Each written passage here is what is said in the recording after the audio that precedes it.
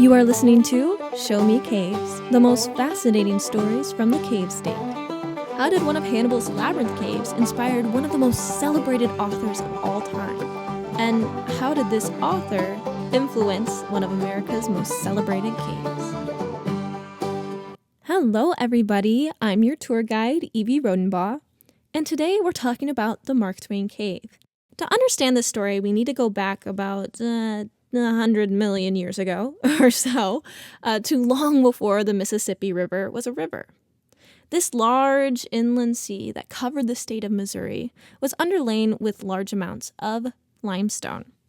A specific type of limestone called Louisiana or lithographic limestone made up about a 30-mile stretch of northeast Missouri, spanning from the Hannibal, Missouri area to Louisiana, Missouri. Louisiana limestone has the perfect qualities for unique caves that we call labyrinth caves. Cameron Cave in Hannibal, Missouri is the third largest maze cave in the northern hemisphere, with 490 passageways. Labyrinth caves are known for having tons and tons of passageways like this that are either interconnected or shoot off to dead ends. They're tiny, they're large, they're lofty, they're small. I cannot overemphasize how unique this type of formation is. It's really fascinating to go into a cave and not know what's left, what's right, what's up, what's down. We got to fast forward a little bit now to about 1200 AD with Native American presence in Missouri. The Hannibal area was first home to the Sauk and Fox tribes. They occupied the Bear Creek tributary of the Mississippi River and would later use the Mississippi as a trade route for fur and pelt trading with the French and Spanish. Hannibal was founded as a city in 1819 by Moses D. Bates. It was the perfect spot for a blossoming town. I mean, it had a major port on the Mississippi River, and it had tons of natural resources like lumber and various types of stone for construction of buildings and businesses. In 1839, a 4-year-old boy named Samuel Clemens moved to Hannibal with his family. Missouri was admitted as a state of the Union, but upholded the institution of slavery. So when you look at Missouri on a map, it looks like it's part of the Midwest region, but it has a uniquely southern culture. But there were two parts of Hannibal that Samuel Clemens found even more fascinating than any type of Civil War politics. Those were the river and the cave. Samuel Clemens dreamed of being a steamboat captain. He wanted to tame the waters that he spent so much of his childhood sitting on the banks watching. The cave provided a unique experience. Quote, "The memory of a cave I used to know at home was always in my mind. With its lofty passages, its silence and solitude, its shrouding gloom, its sepulchral echoes, its fitting lights, and more than all, its sudden revelations of branching crevices and corridors where we least expected them." The cave that Mark Twain fell in love with was first discovered in the winter of 1819-1820. We're not sure an exact date, but soon after Hannibal was founded as a city. A man named Jack Sims was out on a cougar hunt with his dog. His dog chased a cougar into what they thought was a den, but upon further inspection, he realized that maybe this wasn't just a shallow cougar's den, but could be a larger cave system. It was super snowy that day, it was getting late, it was getting dark, so Jack Sims boarded up the entrance with leaves and branches and went back home to tell his brothers and his buddy. The next day, the 4 men came back to the site and realized that there were no fresh prints in the snow and the leaves and sticks had not been moved. They explored a little bit further, entering this random hole in the middle of a hill, and were the first documented entrance into the Mark Twain cave. Like I mentioned earlier, there was a Native American presence in Hannibal, so it is a bit naive to assume that Native Americans did not know that these caves existed or did not use them, but we don't have a particularly good reference point for what Native Americans used the caves with or what their relationship with them was. There were no petroglyphs or drawings found on the cave at any point during the exploration process, but there were a few tools found. So obviously they knew it was there, but the details about what they would have used it for or how they would have experienced it are a bit murky. The cave is 52 degrees Fahrenheit year-round. There are 260 passageways, and it covers 13 acres of land. Jack Sims had no idea, but he had discovered a massive cave system. Its deepest point is 250 feet underground, and its longest passageway spans 1/5 of a mile. This is an absolute beast of a cave, and Jack Sims simply thought it was going to be a cougar's den. After this discovery, the cave gained a bit of popularity. It had many different names, like Hannibal Cave, Panther Cave, Sims Cave, and Saltpeter Cave. You may or may not know, but saltpeter, also known as bat guano, also known as bat poop, can be used for the manufacturing of gunpowder. In 1848, a man named Dr. Joseph Nash McDowell purchased the cave. Dr. McDowell owned, operated, and taught at one of the first medical colleges west of the Mississippi, the Missouri Medical College. And he was just kind of a weird guy. I don't know how else to describe it to you. His medical college was known for doing some really unethical things on dead bodies, like grave robbing, experimentation, etc. And Dr. McDowell was a huge Confederate with really controversial opinions about many groups of people, specifically the Germans in the St. Louis area. So he was under a lot of fire, thus his medical college was constantly being mobbed. The medical college was equipped with cannons, and there are some substantiated rumors that Dr. McDowell kept a bear in a cage in the basement of the medical college so that when angry mobs would come attack his college, he could set the bear out on them and fire his cannons in response. So, needless to say, there was a lot going on for this guy, but he purchased the cave in 1848. He had some ulterior motives in doing this. You see, Dr. McDowell was also a very spiritual man. He thought he had connections with ghosts and higher powers, all of this kind of stuff that was becoming popular in the mid-19th century. And he wanted the cave to serve as a final resting place for him and his family. What he didn't anticipate is that this opportunity would come very soon. His 14-year-old daughter passed away of pneumonia, and I will let Mark Twain explain it from there. In my time, the person who then owned it turned it into a mausoleum for his daughter, aged 14. The body of this poor child was put in a copper cylinder filled with alcohol, and this was suspended in one of the dismal avenues of the cave. The top of the cylinder was removable, and it was said to be a common thing that for the baser order of tourists to drag the dead face into view and examine it and comment upon it. Nobody was happy about this. I mean, locals were very unhappy that there was just this dead body lying around in their beloved cave, and Dr. McDowell wasn't happy that people were messing with his daughter's dead body. So he did eventually remove his daughter, but before giving her a proper burial in the family mausoleum, he wanted to do a little bit more experimenting, of course, being the freak he is. So he gave his daughter an autopsy, and she really only showed signs of being dead for like 2 to 3 weeks, when she'd really been in the cave for around 2 years at that point. The body was in really good condition for being dead for so long, and his methods of physical preservation were actually very successful. Life in the 1800s was really boring. There wasn't a lot to do, especially in this kind of rural and separated town of Hannibal, and the cave provided this massive sense of adventure.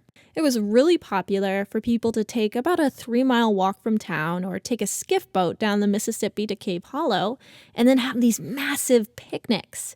I mean, you'd set up a day camp, hang out there for a few hours, and then pass out candles for everybody to go into the cave. It was perfect.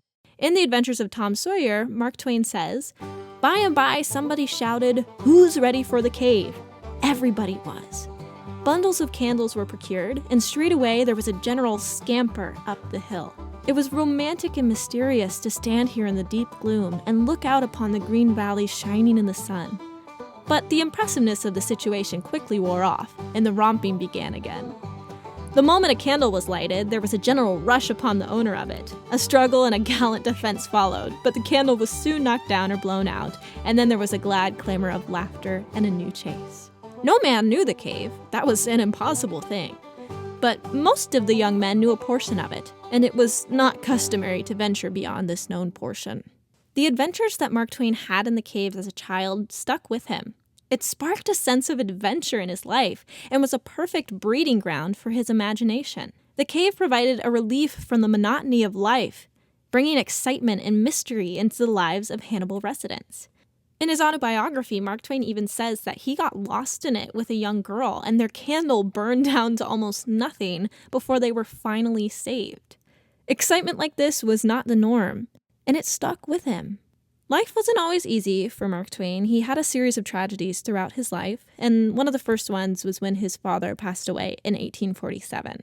But the Clemens family had a lot of support from other people in the city, and Samuel Clemens soon started work as a printer's apprentice for a local newspaper. Here, he found a passion for print media. In July of 1861, he moved out west with his brother, who was the secretary of the Territory of Nevada. Here, he started writing for the Territorial Enterprise and used his pen name of Mark Twain for the first time. Mark Twain published more than 20 novels over his lifetime, but his first big break came in 1864 when Jim Smiley and His Jumping Frog was published in some newspapers out west. Two of his most famous novels from that set of 20 are set in the town of Hannibal, specifically The Adventures of Tom Sawyer.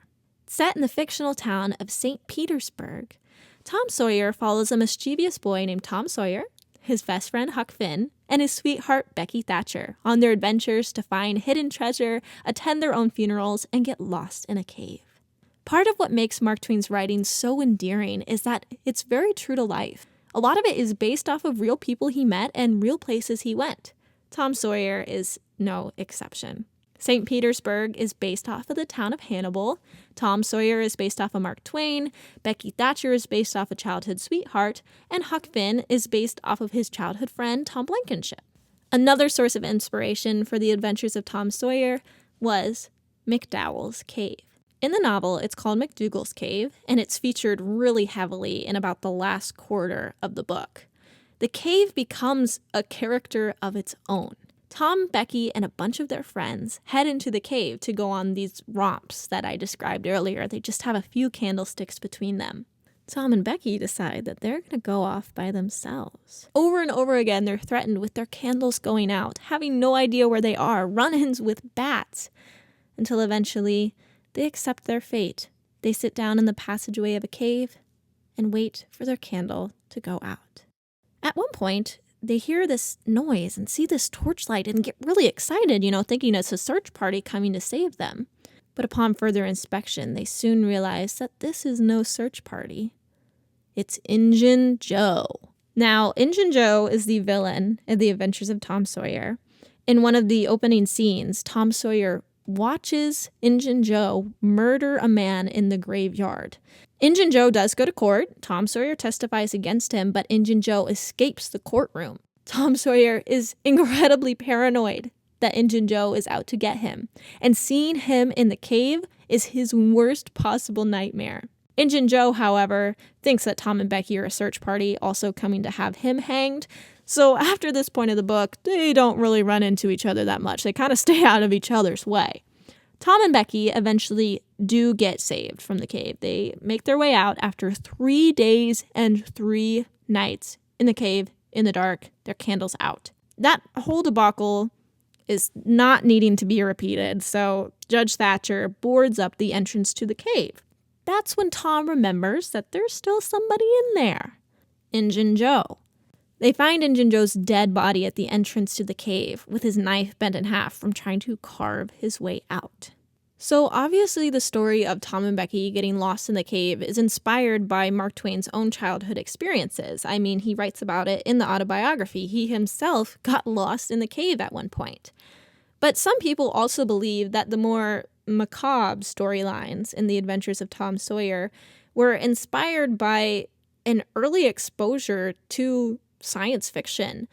Because we see in The Adventures of Tom Sawyer, Injun Joe murders a man in the graveyard in cold blood. They watch their own funeral. I mean, there's kind of this weird reoccurrence of these macabre interests with death. And we can trace a lot of that back to Dr. McDowell. Mark Twain was largely familiar with what Dr. McDowell was doing in the cave. So altogether, a lot of the things that Mark Twain was exposed to because of the cave influenced both this excitement that he instilled in his books, but also that macabre relationship with death. Mark Twain mentioned the cave in 5 of his books. He either used it as creative inspiration or recalled it fondly. Sam Clemens likely would have been a writer no matter where he grew up, but he wouldn't have been the same writer. The cave was the perfect breeding ground for Clemens' imagination and adventurous spirit. It's easy to see how it would spark a flame in a creative boy's young mind. He wouldn't have been the same author we know and love without his experiences in the cave. The Adventures of Tom Sawyer was published in 1876. Soon after, people started flooding to Hannibal, specifically to see this cave that he described in his books. Tourism to Hannibal rose in popularity, and a man named John East decided he was going to capitalize on that. 10 years after The Adventures of Tom Sawyer was published, in 1886, John East created his own entrance to the cave and started charging 10 cents to take tourists in and give them a tour. This made the Mark Twain Cave the first show cave in the state of Missouri. But not only is it the oldest show cave, it is also the first tourist site in Hannibal. The Mark Twain Boyhood Home and Museum only became open to the public in 1912, over 30 years after the Mark Twain Cave was open for tourists. Mark Twain's childhood home was purchased by the city of Hannibal and restored. Now it is home to a museum that accompanies an exhibit down the street.